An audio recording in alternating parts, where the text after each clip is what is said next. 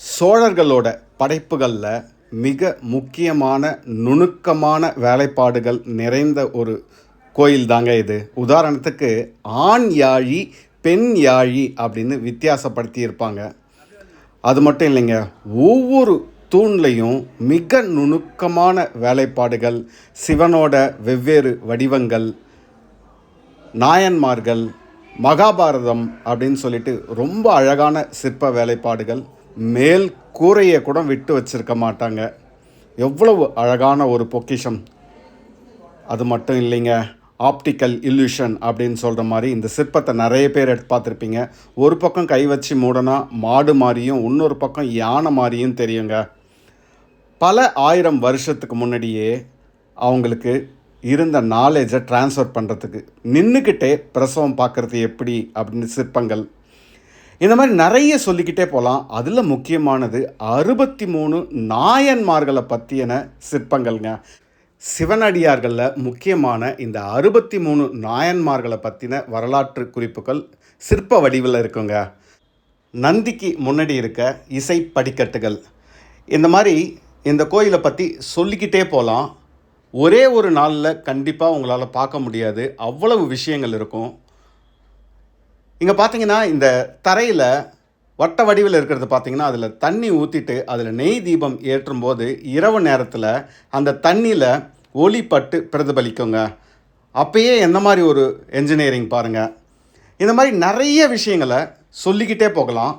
ஏற்கனவே சொன்ன மாதிரி ஒரே ஒரு நாளில் இதில் இருக்க சிறப்புகளை, இதில் இருக்க சிற்பங்கள் என்ன சொல்ல வருது அப்படிங்கிறத ஸ்டடி பண்ண முடியாது.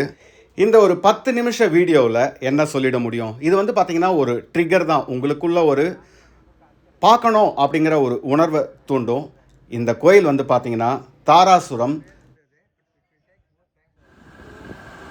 கும்பகோணத்திலிருந்து ஜஸ்ட் ஒரு 4 கிலோமீட்டர் தொலைவில் இருக்க தாராசுரம் அப்படிங்கிற ஒரு ஊரில் அமைந்துள்ள ஒரு அழகான சிற்ப வேலைப்பாடுகள் நிறைந்த ஒரு கோயில் தாங்க ஐராவதேஸ்வரர் கோயில். இந்த கோயில் பார்த்திங்கன்னா 12ஆம் நூற்றாண்டின் மத்தியில் 2ஆம் ராஜராஜ சோழன் அப்படிங்கிறவரால் கட்டப்பட்டதுங்க. இன்றைக்கி பார்த்திங்கன்னா பிரம்மாண்டமான தஞ்சாவூர் பெரிய கோயில், கங்கை கொண்ட சோழபுரம், இந்த கோயில் இப்போது ரீசண்டாகவே ரொம்ப பிரபலமாயிட்டு வருது. அந்த வரிசையில் யுனெஸ்கோ ஹெரிட்டேஜ் சைட் அப்படின்னு அறிவிக்கப்பட்டது தாங்க இந்த தாராசுரம் ஐராவதேஸ்வரர் கோயில் கூட. முன்னாடி வரும்போதே இந்த நந்தி மண்டபத்துக்கு முன்னாடி இருக்க 7 படிக்கட்டுகளை பார்க்கலாம். ஆனால் இப்போ மூடி வச்சுருக்காங்க. இந்த கோயில் பார்த்திங்கன்னா ஏற்கனவே சொன்ன மாதிரி 2ஆம் ராஜராஜ சோழனால் 12ஆம் நூற்றாண்டில், அதாவது 1150 வருடத்தில் கட்டப்பட்டதுங்க. இவரும் பார்த்திங்கன்னா ரொம்ப பிரம்மாண்டமாக ராஜராஜ சோழனை மாதிரியோ ராஜேந்திர சோழனை மாதிரியோ கட்டியிருக்க முடியும். ஆனால் இவர் இந்த கோயில் மற்ற கோயில்களிலிருந்து வித்தியாசப்படணும் அப்படின்னு சொல்லிட்டு மிக நுண்ணிய சிற்ப வேலைப்பாடுகள் ஒவ்வொரு தூண்லேயும், ஒவ்வொரு கதவுலேயும், ஒவ்வொரு கல்லுலேயும் பண்ணியிருப்பாருங்க. இந்த கோயிலே பார்த்திங்கன்னா ஒரு தேர் போன்ற அமைப்பு, அதாவது 2 குதிரைகள் சேர்த்து இழுத்துக்கிட்டு போகிற மாதிரி ஒரு கோயில் போன்ற அமைப்புங்க. இந்த ஒரு ரதம் மாதிரி தான் இருக்கும் இந்த கோயில். ஐராவதேஸ்வரர் கோயில், தாராசுரம், கும்பகோணம். இந்த கோயிலே பார்த்திங்கன்னா திரிபுராந்தக தேர் அப்படின்ற மாதிரி தான் சொல்லுவாங்க.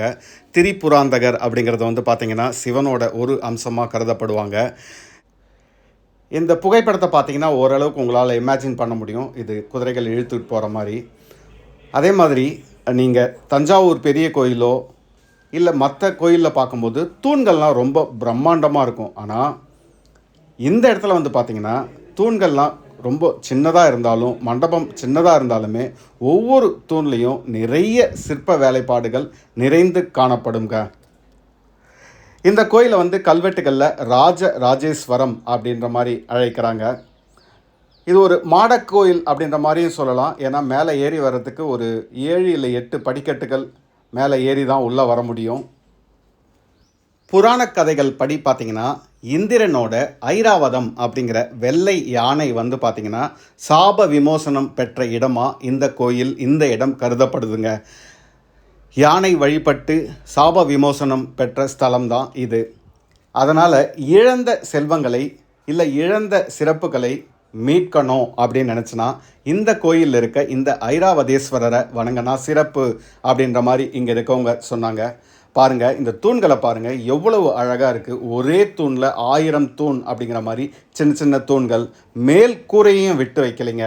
இந்த கொடுங்கை அப்படின்னு சொல்லுவாங்க இல்லையா, அந்த மாதிரி கம்பி கட்டின மாதிரி சிறப்புகள் இருக்குது. ஆவுடையார் கோயில் அளவுக்கு இல்லைனாலுமே இந்த கொடுங்கையிலையும் நிறைய சிறப்பு வேலைப்பாடுகள் நிறையவே இருக்குங்க.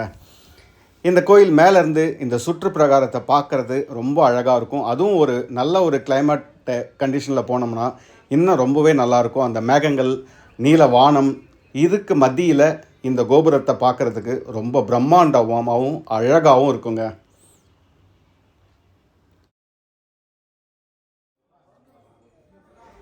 இங்கே இருக்க சிற்பங்கள் வந்து பார்த்திங்கன்னா தூணில் மட்டும் இல்லை, மேற்கூரையில் மட்டும் இல்லை, அதே மாதிரி ஒவ்வொரு சிற்பமும் மிக நுணுக்கமாக ஒரு சில விஷயங்களை சொல்லுது. ஏற்கனவே சொன்ன மாதிரி ஆண் யாழி பெண் யாழி, அதாவது ஆண் யாழிக்கு அந்த விதை இல்லை அந்த கொட்டை இருக்கிற மாதிரி காமிச்சிருப்பாங்க. பெண் யாழிக்கு அந்த மாதிரி இருக்காது, அமர்ந்த நிலையில் அந்த காமிச்சிருப்பாங்க. அதே மாதிரி அதனோட வாளோட டைரக்ஷனும் ஒவ்வொரு மீனிங்கை ஏதோ ஒன்று சொல்ல வருது அப்படின்ற மாதிரி தெரிஞ்சவங்க சொல்கிறாங்க. ஸோ அவ்வளவு நுணுக்கமாக டிஃப்ரென்ஷியேட் பண்ணியிருக்காங்க. யாழிகளில் ஆண் பெண் அப்படின்னு டிஃப்ரென்ஷியேட் பண்ணியிருப்பாங்க. அது மட்டும் இல்லாமல் 63 நாயன்மார்கள், அதாவது சைவ குருமார்கள் அப்படின்னு சொல்லுவாங்க இல்லையா, அவங்கள பற்றின கதைகள். அந்த கதைகள் தெரிஞ்சவங்க ஈஸியாக அந்த சிற்பங்களை பார்க்கும்போதே புரிஞ்சுக்கலாம். காரைக்கால் அம்மையார், அந்த மாதிரி நிறைய ஒவ்வொருத்தரோட சிறப்புகளும் ஒரு வரலாற்று பின்னணியை அழகாக சிற்ப வேலைப்பாடில் சொல்லியிருப்பாங்க. மகாபாரதம், ராமாயண கதைகளுமே இங்கே பார்க்க முடியுது. வாலி சண்டையிடுதல், ராமன் மறைந்திருந்து அம்பு எய்தல் போன்ற சிற்பங்களும் நிறைய இருக்குங்க, சின்ன சின்ன சிற்பங்கள்.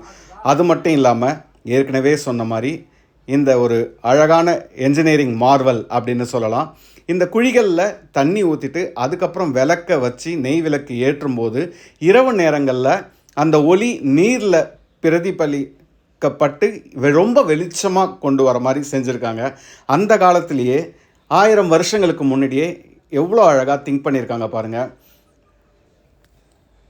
ஒரு சிவனடியார் இன்னொருத்தவங்களோட கையை வெட்டுற மாதிரி, அதாவது சிவனுக்காக வைக்கப்பட்டிருந்த பூஜை பொருட்களை ஏதோ செய்ததால் கையை வெட்டுவார் ஒரு நாயனார். அதை பற்றின ஒரு கதை இருக்குது. அரசனோட ஒரு நாயனார் போரிடுவார், அது மாதிரியான கதைகள் இருக்குது.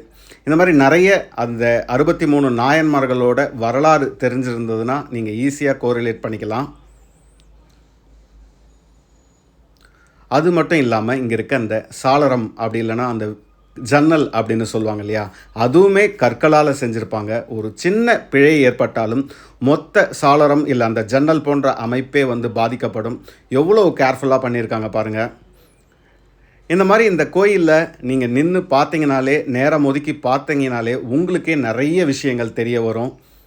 கண்டிப்பாக குழந்தைகளோட பார்க்க வேண்டிய ஒரு இடம்தாங்க இந்த தாராசுரம் ஐராவதேஸ்வரர் கோயில், கும்பகோணம், தஞ்சாவூர், கங்கை கொண்ட சோழபுரத்துக்கு இணையான ஒரு கோயில் இந்த ஐராவதேஸ்வரர் கோயில். அது மட்டும் இல்லைங்க, கோயிலுக்கு பின்னாடியே வந்து பார்த்திங்கன்னா ஒரு சிறந்த புலவனான ஒட்டக்கூத்தருக்கான சமாதி இருக்குங்க. இங்கே எல்லாருமே வந்து பார்த்திங்கன்னா இந்த தாராசுரம் கோயிலை பார்த்துட்டு வந்துடுவோம். ஆனால் பக்கத்துலேயே வந்து ஒட்டக்கூத்தர் அப்படிங்கிற ஒரு புலவரோட ஜீவ சமாதி இருக்குது. முடிஞ்சால் அதையும் பார்க்க முயற்சி பண்ணுங்கள். ஒட்டக்கூத்தர்